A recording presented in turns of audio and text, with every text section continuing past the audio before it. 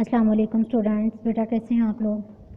جی بیٹا، آج ہم انشاءاللہ استقامت کا جو لیسن ہے اس کو ہم کمپلیٹ کریں گے اور اس کے مشقی سوالات جو ہے وہ ساتھ میں حل کریں گے۔ کل ہم بیٹا صحابہ کرام کی استقامت پڑھ رہے تھے، تو ہم نے جیسے ان کے واقعات پڑھے، ان کے ساتھ جو تکلیفیں جو ہیں وہ تاریخ گواہ ہے کہ انہوں نے جتنی تکلیفیں اٹھائیں، کتنی مصیبتوں کے ساتھ انہوں نے جو ہے وہ کلمہ حق کہا، اور کتنی مصیبتوں اور کتنی تکلیفوں کے بعد وہ اپنے اس عمل پر ثابت قدم رہے۔ تو اس کی مثال ہمیں کہیں سے نہیں ملتی، اور انسانی تاریخ جو ہے وہ رونگٹے کھڑے ہوتے ہیں اور انسان جو ہے وہ کام اٹھتا ہے ان کی تکلیفوں کو دیکھ کر، کہ حضرت خباب کے ہم نے واقعات کے حوالے سے پڑھا کہ انہوں نے آپ صلی اللہ علیہ وسلم سے ایک دفعہ دعا کے لیے کہا تھا اور ان سے بولا تھا کہ ہماری مصیبتیں بہت زیادہ بڑھ گئی ہیں آپ صلی اللہ علیہ وسلم سے، تو آپ ہمارے لیے دعا کریں۔ تو آپ صلی اللہ علیہ وسلم نے ان کو بولا تھا کہ تم لوگوں سے پہلے بھی لوگوں کو بہت زیادہ مصیبتوں کا سامنا کرنا پڑا، انہیں جو ہے وہ 2 حصوں میں تقسیم کر دیا گیا، چیر چیر کر انہیں جو ہے وہ تکلیفیں دی گئیں، لوہے کی کنگھیوں سے ان کا جو ہے وہ گوشت الگ الگ کر دیا گیا، تو ان کو یہ مثالیں دی گئیں۔ اور پھر حضرت خباب رضی اللہ تعالیٰ عنہ کے ساتھ بھی یہی ہوا کہ جب انہوں نے اسلام قبول کر لیا تو اس کے نتیجے میں ان پر طرح طرح کے ظلم ڈھائے گئے۔ ایون ایک دن انہیں جو ہے وہ زمین پر کوئلے دھکا کر زندہ جو ہے وہ سیدھا لٹا دیا گیا، اور ایک آدمی ان کی جو ہے وہ چھاتی پر پاؤں رکھے کھڑا رہا کہ یہ کروٹ نہ بدل سکیں، اور وہ اتنی تکلیف میں تھے کہ کوئلوں نے آپ کے جسم کو جو ہے وہ دھکا کر جلا کر چربی پگھلنے سے وہ کوئلے خود ہی ٹھنڈے ہو گئے، اور یہ ایسا نشان ان کی بہادر استقامت کا نشان تھا جو کہ ساری زندگی کے لیے ان کے جسم پر ہمیشہ کے لیے پختہ ہو کے رہ گئے، یہ مہر بن گیا۔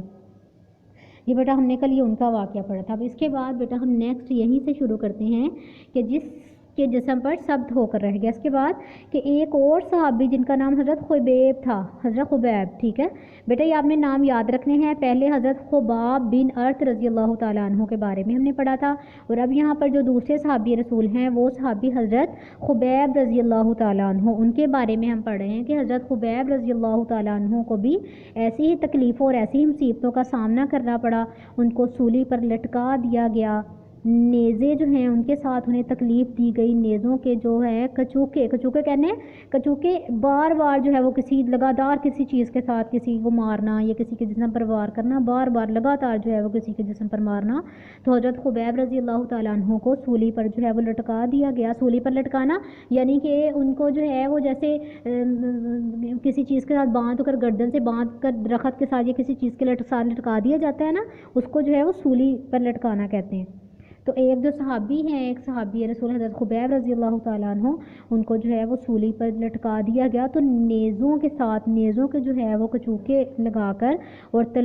تلوار کے ایسے گھاؤ جو ہیں وہ لگائے، ان کے جسم پر مختلف اذیتیں دی گئی، ان کے جسم کو جو ہے وہ تلوار کے ساتھ زخم دیے گئے، اس طرح سے ان کو تکلیفیں دی گئی۔ تو کسی ستم ظریف نے پوچھا، ستم ظریف بیٹا کہتے ہیں جو ہے وہ ظلم جو ہے وہ کرنے والا ہو، ٹھیک ہے، جو ظلم کر رہا تھا نا پھر ظلم کرنے والا، تو ستم ظریف ظلم کرنے والے کو کہتے ہیں۔ تو پھر کسی ستم ظریف نے جو ہے وہ ان سے پوچھا کہ کیا خیال ہے خبیب، اب تو چاہتے ہوگے کہ کاش اب تمہیں اتنی جو تکلیفیں دی جا رہی ہیں، تم اس تکلیف میں کھڑے ہو، اتنی تکلیف برداشت کر رہے ہو، تو اب تمہارے دل میں یہ خیال آ رہا ہوگا کہ کاش میری جگہ محمد صلی اللہ علیہ وسلم ہوتے، مجھے نہ اتنی تکلیفیں دی جا رہی ہوتی، میری جگہ نعوذ باللہ محمد صلی اللہ علیہ وسلم کو تکلیفیں دی جا رہی ہوتی ہیں ساری، تو میں اس عذاب سے بچ جاؤں۔ تو حضرت خبیب رضی اللہ تعالیٰ عنہ نے آگے سے جواب دیا کہ نعوذ باللہ ایسا کبھی بھی نہ ہو، مجھے 100 دفعہ بھی اس طرح کی اذیتیں دے دے کر مارا جاتا رہا اور زندہ کیا جاتا رہا، یہ بات مجھے منظور ہے، لیکن مجھے کسی صورت بھی کسی قیمت پر بھی یہ بات گوارا نہیں کہ میرے پیارے رسول صلی اللہ علیہ وسلم کے پاؤں میں ایک کانٹا بھی چبھے، میں یہ بات گوارا نہیں کرتا کہ رسول اکرم صلی اللہ علیہ وسلم کے پاؤں میں ایک زخم بھی آئے۔ تو اس شہید راہ وفا کہتے ہیں کہ اس شہید نے جو کہ آپ صلی اللہ علیہ وسلم کے ساتھ محبت کی مثال قائم کر کے گئے، انہوں نے جو ہے وہ یہ بولا، اس شہید راہ وفا نے جو ہے وہ مرنے سے پہلے جو اشعار کہے ان میں سے شعر یہ ہیں۔ انہوں نے اس وقت اتنی تکلیف میں تھے تو انہوں نے جو ہے یہ تکلیف میں یہ اشعار پڑھے۔ تو بیٹا یہ موسٹ امپورٹنٹ ہے، یہ کویسچن بھی آتا ہوتا ہے کہ حضرت خبیب نے شہادت سے پہلے جو اشعار پڑھے ان کا ترجمہ لکھیں یا وہ شعر جو ہے وہ بتائیں۔ تو انہوں نے یہ بولا کہ جب میں ایمان کی حالت میں اپنی جان دے رہا ہوں تو مجھے اس بات کی کوئی پرواہ نہیں کہ میں اللہ کی راہ میں زخم کھا کر گرتا ہوں تو میری دائیں کروٹ پہلے زمین پر لگتی ہے یا بائیں کروٹ، یعنی کہ انہوں نے کہا کہ میں اس حد تک پہنچ چکا ہوں کہ مجھے تکلیف کا پتہ ہی نہیں چل رہا، یعنی کہ میں کس طریقے سے گروں کا ہوتا ہے نا، یعنی کہ یہ بات انہوں نے مثال کے طور پر واضح کی کہ وہ جب کہ میں زمین پر گروں تو مجھے پتہ ہی نہیں ہے کہ میں کس طرح گروں، سیدھا گروں، الٹا گروں، میں دائیں کروٹ پہ گروں، بائیں کروٹ، کہ مجھے تو کوئی تکلیف ہی نہیں ہو رہی، کیونکہ میں تو اللہ اور اس کے رسول کی محبت میں یہ سب کچھ کر رہا ہوں نا، تو میرا سارا دھیان، میری ساری محبت جو ہے وہ تو اللہ اور رسول کے ساتھ ہی ہے، اور میں انہی سے محبت کر رہا ہوں، انہی ایمان کی حالت میں ہی اپنی جان دے رہا ہوں، تو مجھے اس بات کی کوئی پرواہ ہی نہیں ہے کہ میں اللہ کی راہ میں جب زخم کھا کر یا تکلیف کے ساتھ جب میں گرتا ہوں تو میری کیا حالت ہوتی ہے کہ میری پہلے زمین پر دائیں کروٹ لگتی ہے یا بائیں، مجھے اس چیز کی کوئی فکر ہی نہیں ہے۔ تو پھر بیٹا اس کے بعد کیا ہے کہ ایک سچے اور مخلص مسلمان کی استقامت اور ثابت قدمی کی یہی کیفیت ہونی چاہیے، اللہ تعالیٰ ہمیں ایسے ہی جو ہے وہ ثابت قدم رکھے کہ کوئی بھی مصیبت ہو، کسی بھی مشکل کا سامنا کرنا پڑے، لیکن ہم ہر حال میں جو ہے وہ سرخرو ہوں اور سرخروئی کے ساتھ جو ہے وہ ثابت قدمی کا مظاہرہ کریں۔ تاریخ اسلام کا جو دامن ہے، تاریخ اسلام وہ ایسے ہی بے مثالوں، بے شمار مثالوں کے ساتھ ایسے ہی جو ہے وہ چیزوں سے بھرا پڑا ہے۔ ہم بھی جو ہے وہ کوشش کرتے ہیں، ہم بھی جو ہے وہ وعدہ کرنے کی کوشش کرتے ہیں کہ اللہ تعالیٰ کی توحید کے لیے یا سرور عالم جو ہیں رسول اکرم صلی اللہ علیہ وسلم، ان کی رسالت کے لیے قرآن کے اللہ کی کتاب ہونے اور روز آخرت کے برحق ہونے پر قائم رہیں گے، کہ ہم اس بات کا وعدہ کرتے ہیں، پختہ یقین اپنے دل میں رکھتے ہیں کہ ہم جن چیزوں کو مانتے ہیں نا، کہ جن چیزوں پر ایمان لاتے ہیں کہ اللہ تعالیٰ ایک ہے، اللہ تعالیٰ کی توحید پر، رسول اکرم صلی اللہ علیہ وسلم کی رسالت پر کہ وہ آخری نبی ہیں، ان کے بعد کوئی نبی نہیں آئے گا، اور قرآن اللہ تعالیٰ کی آخری کتاب ہے، اس کے بعد کوئی بھی کتاب نازل نہیں ہوگی، اور آخرت کے برحق ہونے پر ہم قائم، کہ آخرت بھی ایک دن آئے گی، ان چیزوں پر یقین ہونے پر ہم پختہ جو ہے وہ یقین کے ساتھ، ثابت قدمی کے ساتھ قائم رہتے ہیں، اور کبھی بھی اس چیز سے منہ نہیں موڑیں گے۔ تو اس کے تمام تقاضے جو ہے وہ ہم پورے کریں گے، کوشش کریں گے کہ اللہ تعالیٰ نے جو ہمیں احکامات دیے ہیں ان کو پورا کرنے کی کوشش کریں، اور اللہ تعالیٰ سے دعا کریں کہ اللہ ہمیں ثابت قدم رکھ، ہمیں ہر وہ کام کرنے کی توفیق عطا فرما جو تیری نظر میں، تیری بارگاہ میں اللہ کو پسند ہے۔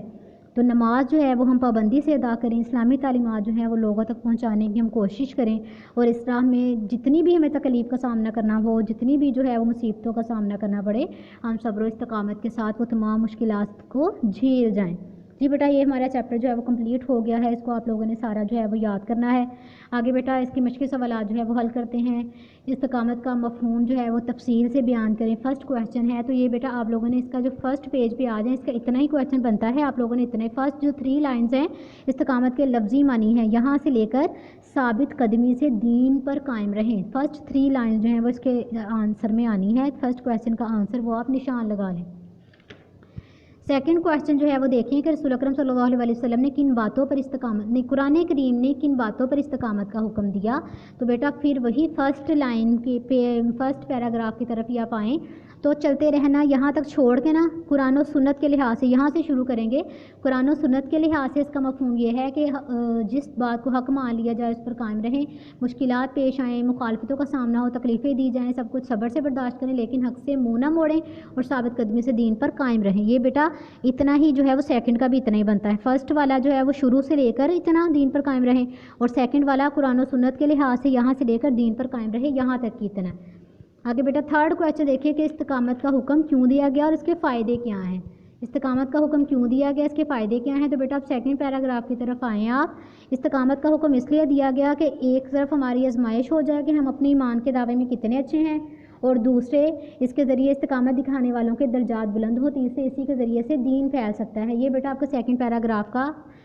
جو تھرڈ کویسچن ہے، آپ یہاں تک اس کا نشان لگا لیں، ٹھیک ہے۔ تھرڈ کویسچن کا جو ہے وہ سیکنڈ پیراگراف پورا جو ہے اس کے آنسر میں آ جانا ہے۔ آگے بیٹا چوتھا کویسچن دیکھیں، استقامت کے اجر عظیم پر روشنی ڈالیں۔ چوتھا کویسچن وہ بیٹا اس کی اجر عظیم کی طرف جو ہے، اجر عظیم پیراگراف پورا ہے، اس کے اوپر آپ نشان لگا لیں۔ صبر و استقامت کے اجر عظیم کے بارے میں قرآن کا ارشاد یہاں سے لے کر نہایت مہربان کی طرف سے یہاں تک بیٹا پورا جو ہے قرآن کی جو آیت ہے وہ پوری اس کے آنسر میں آئے گی، ٹھیک ہے۔ چوتھے کویسچن کا آنسر ہے۔ آگے پانچواں کویسچن ہے کہ رسول کی استقامت کی مثالیں دیں، تو بیٹا یہ رسول اکرم صلی اللہ علیہ وسلم کی جو استقامت ہے نا، یہ شروع سے پورا پیراگراف شروع سے لے کر مکہ مکرمہ میں رسول اکرم صلی اللہ علیہ وسلم کو جس طرح سے پایا گیا آپ جانتے ہیں، یہاں سے لے کر نیکسٹ پیج پر صحابہ کرام کی استقامت سے اوپر تک قائم رہے، یہاں تک پورا پیراگراف جو ہے وہ 5ویں کویشچن کے آنسر میں آنا ہے۔ اگر بیٹا لاسٹ والا 6 والا کویشچن دیکھیں کہ صحابہ کرام کی استقامت کی مثالیں بیان کریں، تو بیٹا یہ صحابہ کرام کی استقامت شروع سے لے کر لاسٹ والے جہاں پر اشعار ختم ہو رہے ہیں حضرت خبیب والے، دائیں کروٹ پہلے لگتی ہے یا بائیں، یہاں تک بیٹا آپ اس کا نشان لگا لیں گے، یہ ساری صحابہ کرام کی استقامت میں یہ والی چیزیں آ جانی ہیں۔ اب بیٹا اس کی خالی جگہ پور کریں۔ فرسٹ والے میں استقامت کے لفظی معنی ہے سیدھے چلتے رہنا۔ سیکنڈ ہے ہم دنیا کی زندگی میں بھی تمہارے حامی و مددگار اور دوست ہیں اور آخرت میں بھی۔ تھرڈ ہے جنت میں تمہارے لیے وہ سب کچھ ہوگا جو تمہارا جی چاہے گا۔ فورتھ ہے حضرت خباب رضی اللہ تعالیٰ عنہ کو جلتے کوئلوں پر لٹا دیا گیا اور اس وقت تک اٹھنے نہ دیا گیا جب تک کوئلے ٹھنڈے نہ ہو گئے۔ اور لاسٹ والا ہے صحابہ اکرام نے استقامت کی کے کارنامے سر انجام دیے۔ ٹھیک ہے بیٹا، یہ ہماری خالی جگہ بھی ہو گئی ہے، کویشچن آنسر بھی ہو گئے ہیں، یہ آپ لوگوں نے بہت اچھے طریقے سے یاد کرنا ہے۔ آج کا ہمارا لیسن جو ہے وہ یہ اتنا ہی ہے۔ تو بیٹا آپ لوگوں نے نیکسٹ سورۃ فجر کی بیٹا آیات جو ہے وہ بھی آپ لوگوں نے یاد کرنی ہے۔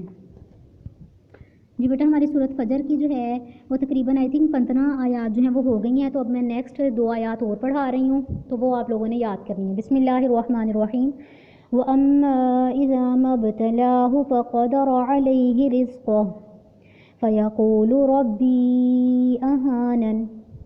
كَلَّا بَل لَّا تُكْرِمُونَ الْيَتِيمَ۔ یہاں تک بیٹا آپ لوگوں نے یاد کرنا ہے، ٹھیک ہے۔ فَأَمَّا الْإِنسَانُ سے پھر سنیں، فَأَمَّا الْإِنسَانُ إِذَا مَا ابْتَلَاهُ رَبُّهُ فَأَكْرَمَهُ وَنَعَّمَهُ فَيَقُولُ رَبِّي أَكْرَمَنِ وَأَمَّا إِذَا مَا ابْتَلَاهُ فَقَدَرَ عَلَيْهِ رِزْقَهُ فَيَقُولُ رَبِّي أَهَانَنِ كَلَّا بَل لَّا تُكْرِمُونَ الْيَتِيمَ۔ یہاں تک بیٹا سورۃ فجر یاد کرنی ہے، باقی آپ نے اپنا لیسن یاد کرنا ہے۔ آج کا لیسن بیٹا اتنا ہی ہے۔ اوکے بیٹا، اللہ حافظ۔